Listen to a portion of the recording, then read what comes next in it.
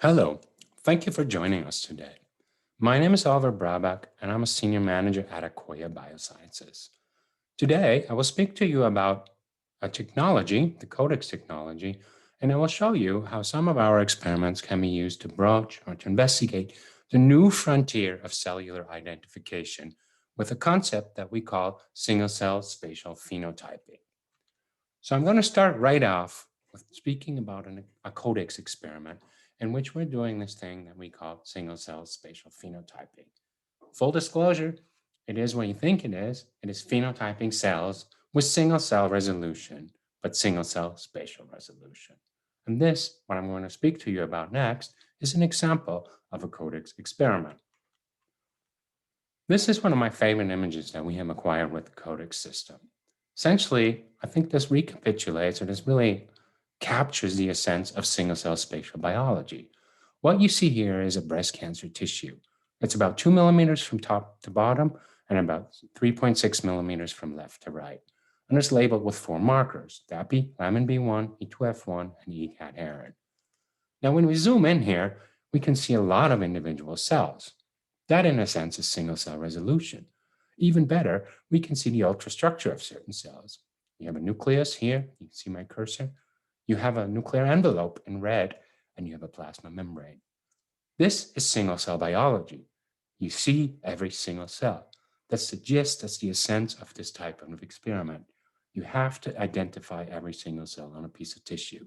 That you can do with the Codex experiment. So in order to conduct single-cell biology with this technology, this criteria is met. Now, in addition, with Codex, you can label your tissue with 40 or more biomarkers or antibodies against biomarkers. And you can see as I toggle through here, different combinations of markers are shown. Each time there's about 5 to 7 different antibodies, and completely different distributions or labeling patterns emerge every time I shift over into a new frame. So every single time you see a new image here, you see a new biology. Now, the show has stopped, and we're stuck here in this image where you have 4 different keratins, keratin 5, keratin 19, keratin 8, keratin 18, as well as collagen. Essentially, a lot of different epithelial cells. Breast tissue is made up of a lot of different epithelia. You have basal epithelia, which you can see here in red. You have luminal epithelia, which you can see in purple all over the place. And you have other types of epithelia that exist in smaller proportions, which you can see here in orange. Now, I'm going to talk to you about this idea of single-cell spatial phenotyping based on this tissue substrate. So evidently, the first part here is to identify every cell. So you can see I've just switched from the histological image to an overlay of nuclear masks. So every one of these round circles is actually a segmented object. It's a single cell, color-coded based on what the label was that I'd shown you before. When we do this experiment, we register every one of these cells. Every single cell you can see on this image here has been registered. And out comes a table of data that looks something like this. So you have your cell numbered from 1, 2, 3, 4, 5, all the way down to 63,000, which is the total number of cells that were captured in this experiment. Each cell in turn then has an antibody assigned to it and a labeling value. So you can see that cell number 1 has a value of 3,400, 484.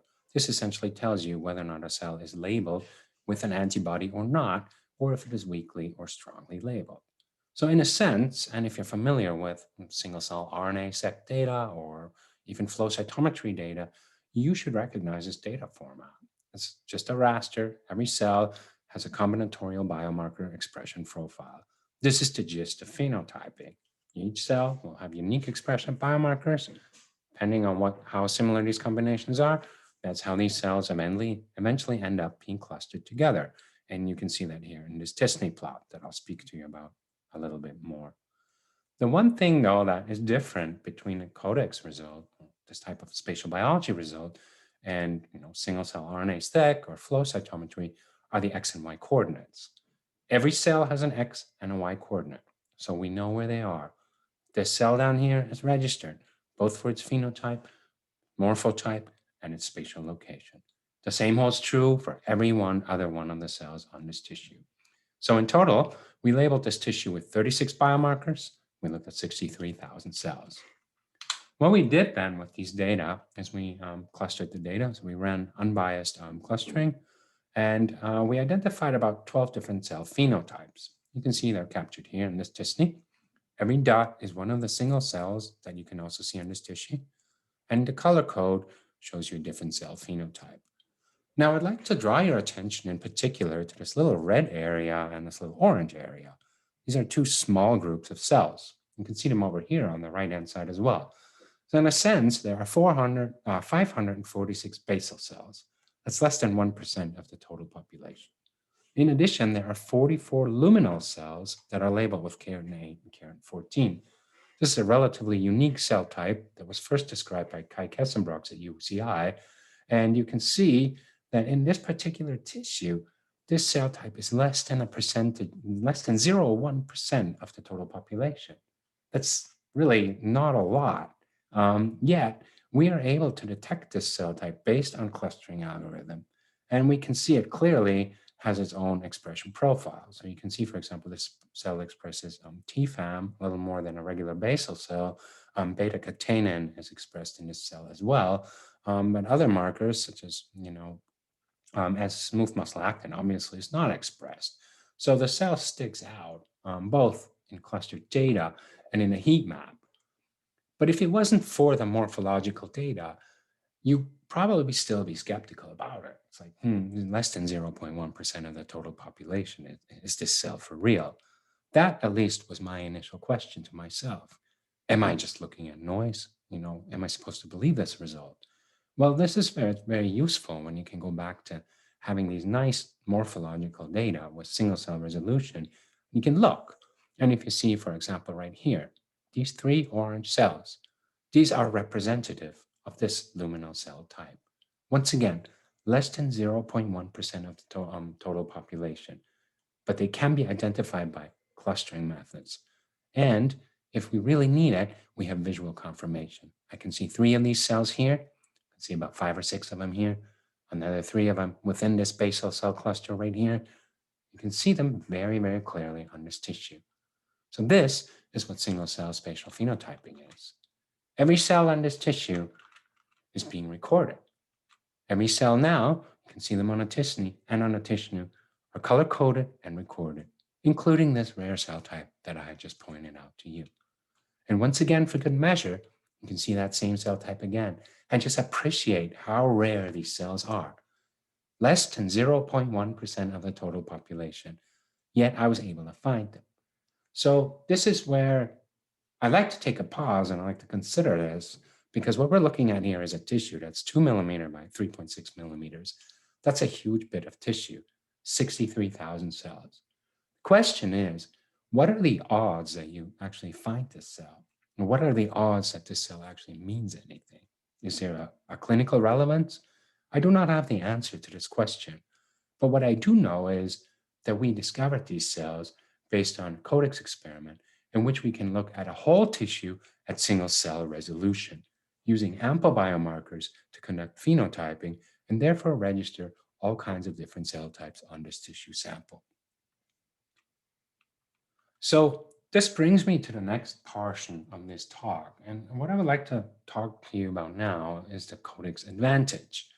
And usually when we speak about spatial biology technologies or spatial omics technologies, the focus or the discussion shifts to, what is your analyte and how much depth do you have to analyze this analyte? So how many biomarkers are you looking at? But one of the issues that is often overlooked, in my opinion, is the actual, basic configuration of your imaging system.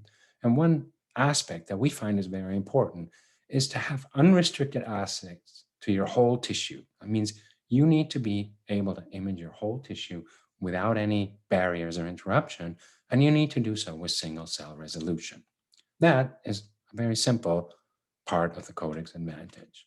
Now, for those of you who do not know how Codex works, you have waited long enough. I will explain this to you now. It's actually a pretty straightforward experiment that's based on immunohistochemistry. It's highly multiplexed immunohistochemistry. The way this works is Codex box is right here. This is a microfluidic instrument. Essentially what it can do, it can label and wash your tissue in an automated fashion so you don't have to do this manually. And the Codex system itself then couples with an epifluorescence imaging system. So what you see here, this gray box, is a Keyence semi-automated epifluorescence imager. You might as well put a Zeiss axioscope here or like a DMI-8. They all work. So we're using established optical technology to image our tissues. However, the immunohistochemistry component of this experiment is slightly modified. And the way this works is you have a tissue here shown in red. You label this tissue with 40 or more antibodies at once, a single labeling step. Every antibody then is on the tissue, and every antibody has a little oligo tag. You see that little red line here. So an antibody of its kind, for example, the CD4 antibody, they will all have the same oligo tag. All of your CD8 antibodies and then will have a different oligo tag. So what happens is once your tissue is labeled, you put it onto the stage, and the Codex machine then dispense 3 reporters. These 3 reporters each will have evidently 3 different wavelengths, so be Alexafluor 488, 550, and 647, for example, standard optical wavelengths that are detected by epifluorescence imaging. But each one of the 3 colors then will have a unique barcode. So the 488 reporter will only bind to one type of barcode. Same is true for the red and the purple ones. This allows you to have spectral separation to image 3 different antigens, standard imaging. The microscope then takes a picture, and you can see that here, cycle 1, that's what that will look like. After the picture is acquired, these reporters only, but not the antibodies, are removed, and the cycle repeats itself. The antibodies that have as of yet not been revealed are now revealed with a new round of reporters with unique oligos. Another picture is taken. You can see that cycle 2. And this repeats itself over and over until you have imaged all of your 40 or more targets that you would like to do. Now, there are a lot of advantages to this. One, again, is automated. So you can set this up, you can go home at night, forget about it, and it does itself. There's no stripping involved, there's isothermal reactions, so it's quite mild on your tissue. And again, 40 or more targets, there's a lot of targets to look at, especially when you consider that you're imaging a whole tissue. So we routinely image tissues that are 12 by 12 millimeters large. That's a huge piece of tissue. And we have single cell resolution, which means that we're imaging 500,000 to 1,000,000 cells in some organs all at once. So the data volume that comes out of here is very, very large. And there's a lot to be learned from this. So, and these 2 components here, whole tissue imaging and single cell resolution, these are really an important part in what make this experiment stand out today. Because today, many techniques are emerging, and there are very exciting techniques out there. And I think each to its own has a lot of advantages. But one of the really important parts, especially to a biologist like myself who thinks about single cell biology, is the ability to see every single cell on a tissue. That is what you can see here. So once again, this is the same Codex experiment that I'd shown you before, piece of breast tissue. All I'm showing you now is the DAPI signal. But every single cell here is registered. It looks nice. It's very informative. Now, what happens if I take away access to the whole tissue and instead I conduct ROI-based imaging? So in this case, I've applied a grid of ROIs at a random spacing, regular spacing that allow me to see the cells. But essentially, by applying ROIs, you lose data because everything that is in between your ROIs is no longer registered. Now you can freely move your ROI, you can set by a grid. There are multiple different variants on this depending on different techniques. But the point is, whenever you use an ROI, you lose access to every cell on your tissue. You're no longer doing whole tissue imaging, you're losing data, and you're creating discontinuous spatial maps. Now, to make these matters a little more complicated, oftentimes technologies don't have single cell resolution. So now you have ROIs, and you don't actually see exactly what's inside of them. So the question becomes, what really remains? What is this spatial biology really telling you? How do you interpret this? And one of my favorite examples here is sort of a juxtaposition between CD34 signal. So essentially, on the left-hand side, you have CD34 that's imaged with Codex experiment. And here is a model that we created just to show you the effect of putting ROIs on top of the same signal. Left-hand side, you can see the data that we acquired, the same experiment that I just talked about, same dimension, same number of cells, CD34 signal. But really, this is single-cell spatial biology. You can see the blood vessels, which is what is revealed by imaging CD34, in quite some detail. You can see some longer ones, you can see some short ones, you can see branching ones, you can see some fat ones.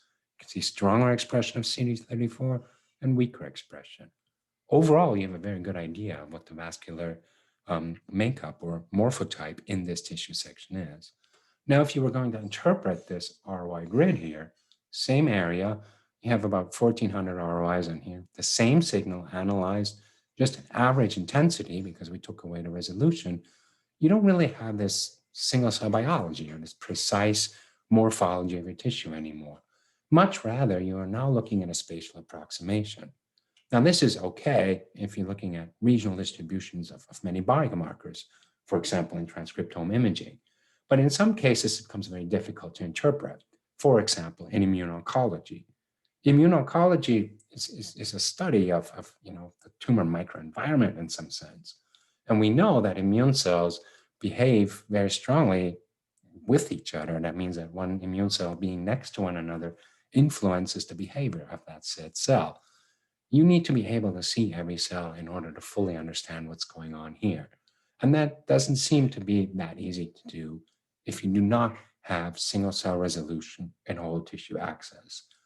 So even though it's not mentioned very often, this is a key advantage of having a system like Codex or the Vector Polaris, or any type of system that is using optical microscopy to detect single cell resolution data. Essentially, we're imaging on pixel-based technology using optical signals that have been tried and tested through decades and decades of microscopy.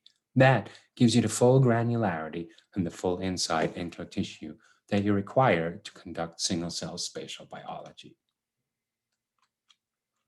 So that being said, I hope I've conveyed to you that it's important to identify an analyte. It's important to identify enough of that analyte, but it is also very, very important to set the parameters right and to get sure that you can see where this analyte is. So I'm now going to take you into a sort of an exploration into the next frontier of single-cell biology. And for the last decade or so, single-cell RNA-seq has completely transformed the way we think about biology. But I think just about everybody at this meeting understands that we're now moving into spatial dimensions of this. So it's no longer just creating a t-SNE plot or a UMAP of a cell population in some conceived space. We now need to understand where exactly every cell is in space, because it turns out that this really matters to the biology and the behavior of a certain organ. And so what we're going to walk through is just a new way of looking at data, and essentially what we're looking at single-cell spatial phenotypes or neighborhoods of cells. So once again, we're looking at a piece of breast tissue here. This is a different experiment. This is a normal piece of breast tissue, and I think it's a fantastic image. We labeled this with 32 antibodies, about 81,000 cells here, big chunk of tissue, about 6 by 8 millimeters in total. And you can see really, really beautifully different parts of the breast tissue. So you have these large lobules. These will be the secretory epithelia. So this is where milk is produced. These are collecting ducts. So there's probably more rigid structures where the fluids drain out into a gland. So very, very different anatomical structures. But if you look closely, you can see the border of where we imaged. And essentially, we imaged a whole lot of black area, and then some area that evidently is interesting to us.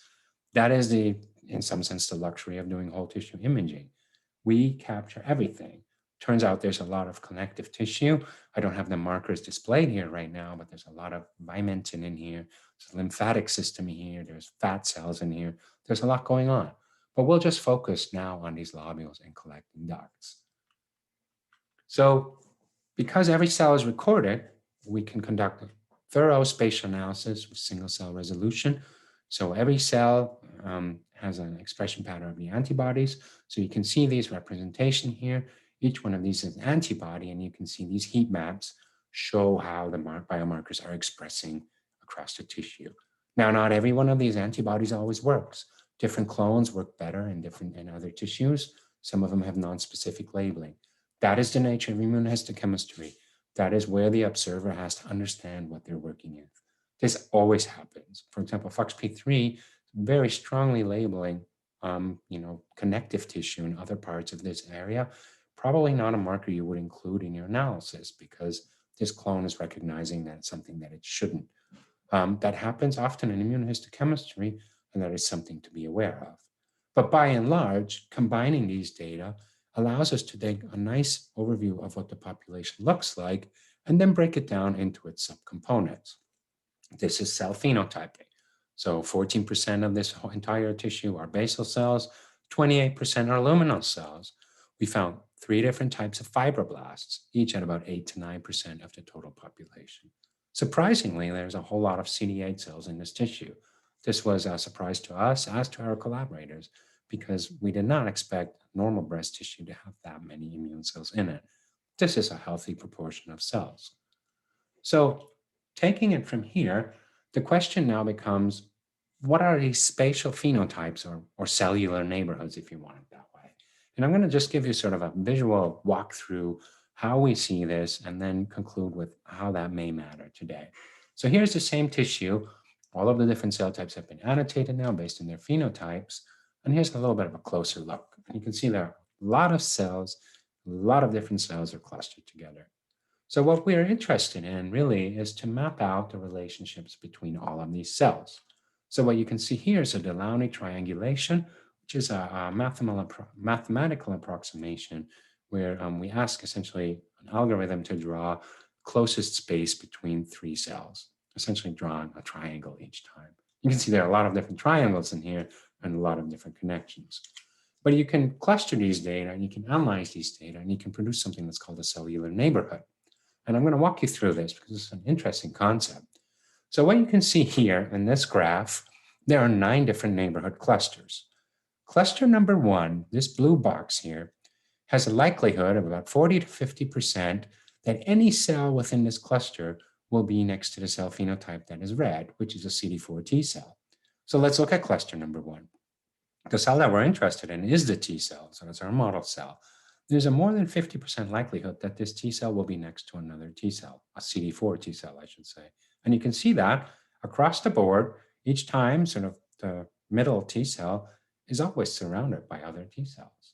So that is a neighborhood cluster. This neighborhood cluster dictates that whatever cell is in this region, whatever cell is in this cluster that has been identified, will be close by to a CD4 T cell. Now you have cluster number 2. Same idea, about 50% chance that whatever cell you have will be close to a CD8 cell. CD8 cells are blue. You can see this CD4 T cell is actually now surrounded by CD8 T cells. And it continues on like that. We can look at different cluster number 3 and cluster number 6. Cluster number 6 in particular is quite clear. Here you have a pretty good chance that your cell will be next to a basal one. So once again, we're asking, what about these T cells here? Oh, wow, they're all surrounded by basal cells. So this is a really interesting juxtaposition. If we just go back to the previous cluster, you have a CD4 T cell that's surrounded by CD4 T cells or by CD8 T cells. In other words, you have T cell clusters, bunches of T cells next to each other. But then you also have isolated T cells that are sitting by themselves in between basal and luminal cells. These are 2 completely different contextual phenotypes of these T cells.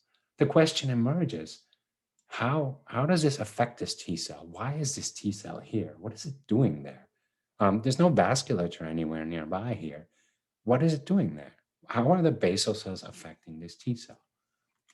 And then you can, of course, ask these types of questions across every cell and every cluster there is. And we mapped it out here.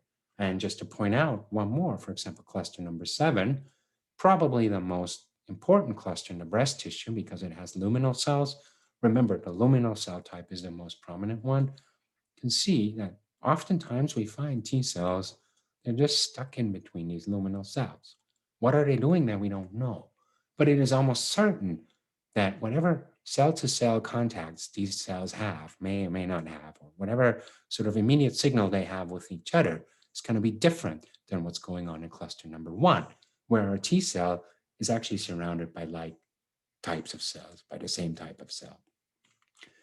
You can go on, you can do this for luminal cells, and essentially map any cell you want. But where I would like to get with this is this following paper that was published by Gary Nolan and Christian Shirk last year.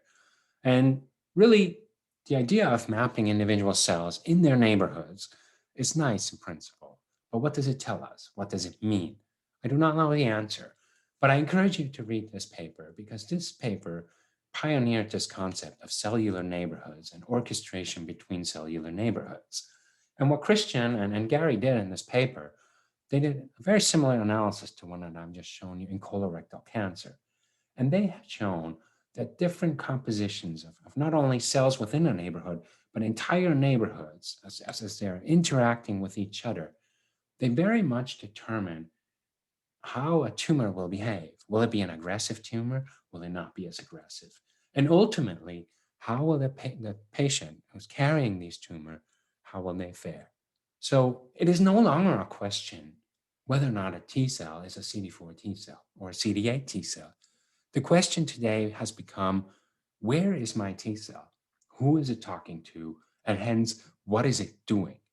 So these cellular neighborhoods or these single cell spatial phenotypes may be deterministic of disease outcomes. And that is why it is so important to pay attention to these today. And in turn, why it is so important to have technology that allows you to look at every single cell resolution, and across your whole tissue. And that is what I walked you through today. And I hope you've taken that idea with you, where you say, I need to see every cell in order to fully understand my tissue. This is what I would like to do. And in closing, I would like to just take you through this journey of different data that we've collected during the last year. The brain, cell cultures, neuronal cultures, lung cancer, dermatology samples. This is psoriasis, inflammatory gut disease, kidney, spleen, blood cells, breast tissue, which is what I've spoken about today, and organoids. All of these tissues lend themselves to optical imaging. Hence, all of these tissues can be accessed by the Codex technology or the Phenoptics technology. You can do single-cell spatial phenotyping in all of these tissues. This is a new field. It's newly emerging. Every day I look, I find a new analytical parameter. But what is clear today is that every cell matters. And if we understand the interactions between every cell with every other cell, we have so much more power in understanding what is going on in these organs in the normal state and in the diseased state. That is the power of this kind of technology. So I would like to thank you for your time. I hope you enjoyed this talk. It was a great pleasure to speak to you today. For more information on what I've talked to you about today, visit our website. We have some really cool material on there, www.akoyabio.com, or reach out to us at support@akoyabio.com. Thank you very much. My name's Oliver, and it was a pleasure to talk to you today.